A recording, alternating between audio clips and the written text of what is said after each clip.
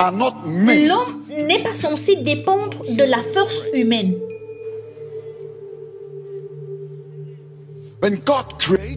Lorsque Dieu nous a créés, il nous a créés de manière à ce que nous soyons assistés.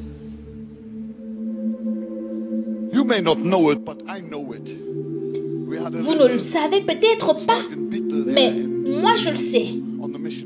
Nous avions une petite coccinelle Volkswagen en Afrique, où nous partions en mission tout le temps, mon épouse et moi.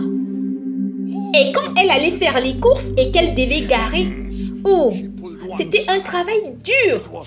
Avec les deux mains, elle tirait d'un côté, c'était si lourd. La direction n'était pas assistée électriquement. Pas de puissance assistée électriquement. Et alors, nous avons eu une direction assistée.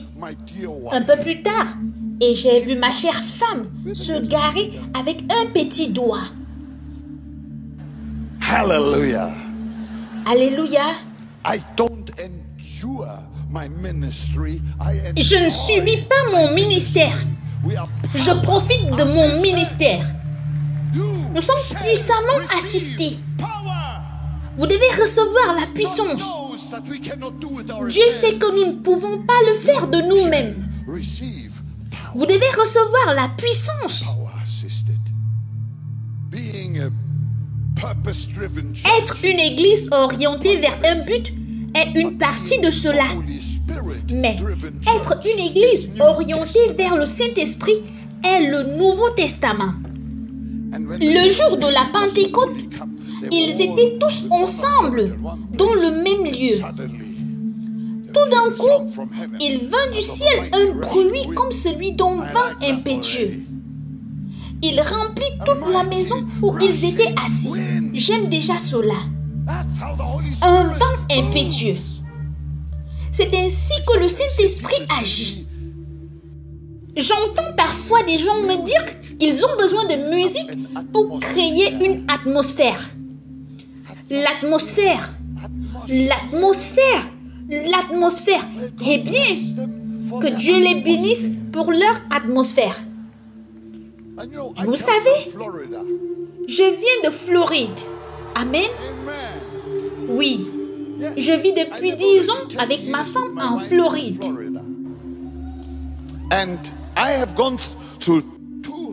Et j'ai traversé 2 ouragans. Et je puis vous dire que lorsqu'un ouragan souffle et que vous êtes dans la rue, vous devez vous accrocher à votre vie.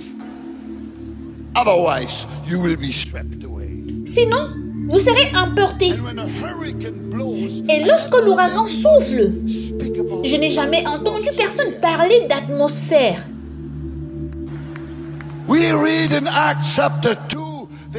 Nous avons lu dans Actes des Apôtres, chapitre 2. Et il dit qu'un vent puissant et impétueux est venu du ciel et traversé Jérusalem. Ce qui a été le premier signe de l'Esprit Saint. Nos cœurs sont des foyers de feu pour le Saint-Esprit. Et avant que le feu n'arrive, ce vent puissant devrait venir pour souffler toutes les cendres et tous les déchets et planer cette flamme, ce feu. Nous sommes faits pour cela. Nous sommes faits pour le feu du Saint-Esprit. Et des langues semblables à des langues de feu leur apparurent, séparées les unes les autres. Permettez-moi de faire quelques observations. C'est tout ce que je vais faire ici. Mais je crois que cela vous bénira, comme cela m'a béni lorsque le Saint-Esprit me l'a montré. Nous réclamons toujours que les gens dont nous supposons être très loin, que nous recevions un peu de leur onction. Je vous dis ceci. Dans la chambre haute, la Bible dit explicitement qu'il y avait 120 personnes. Et elle dit que Les flammes sont descendues dans chaque tête. Ce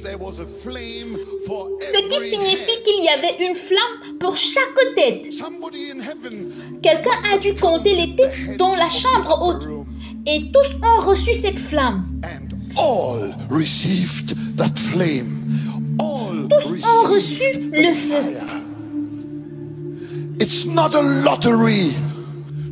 Ce n'est pas une loterie d'obtenir la puissance du Saint-Esprit. 10 sur 10. 120 sur 120. 15 000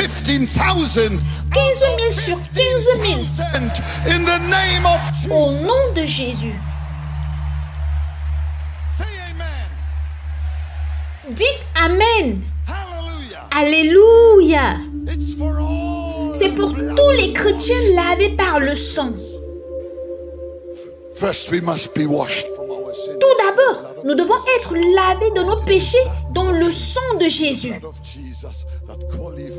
Et c'est ce lavage dans le sang de Jésus qui nous qualifie pour recevoir ce feu du ciel instantanément.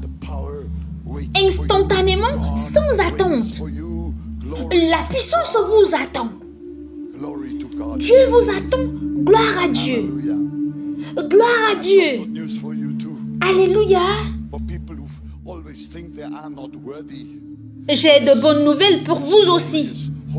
Pour les gens qui ont toujours pensé qu'ils n'étaient pas dignes de recevoir ce glorieux Saint-Esprit. Ce très Saint-Esprit.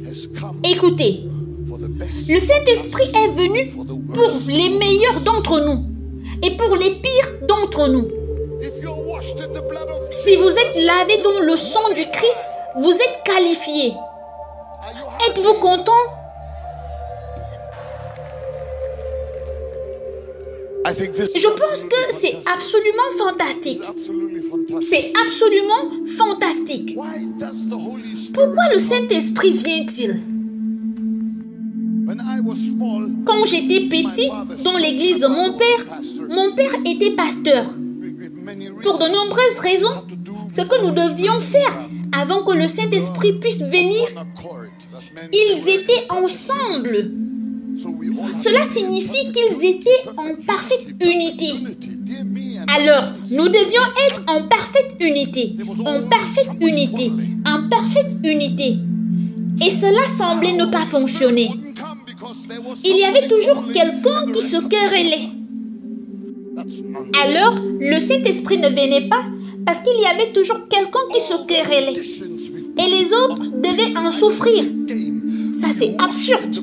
Toutes les conditions que nous imposons aux gens, je le répète, doivent être lavées dans le sang de Jésus.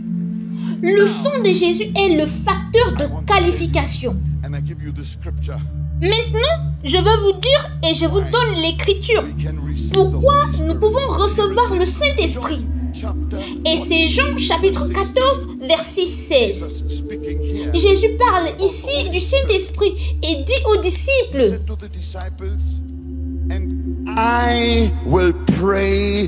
et moi je prierai le Père et il vous donnera un autre consolateur, le Saint-Esprit, afin qu'il demeure éternellement avec vous. Il n'a pas dit vous prierez. Il a dit je prierai. Maintenant, nous avons encore une autre plume de moins pour notre propre cœur. Ce n'était pas ma prière prévalente. Jésus a prié pour moi. Il a prié pour vous. Sa prière sera exaucée aujourd'hui.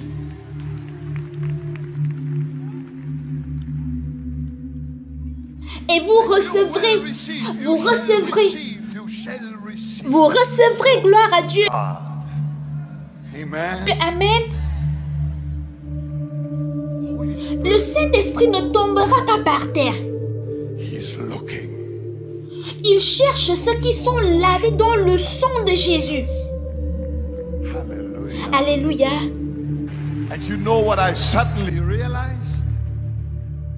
Et vous savez quoi? J'ai soudainement réalisé j'ai soudainement réalisé que je suis une adresse résidentielle du Saint-Esprit sur terre. Et vous êtes une adresse résidentielle du Saint-Esprit sur terre. Parce qu'il a fait de nos corps son temple. Êtes-vous heureux? Amen. Il est avec nous et pleinement avec nous. Nous n'avons pas besoin de presser le Saint-Esprit pour qu'il vienne.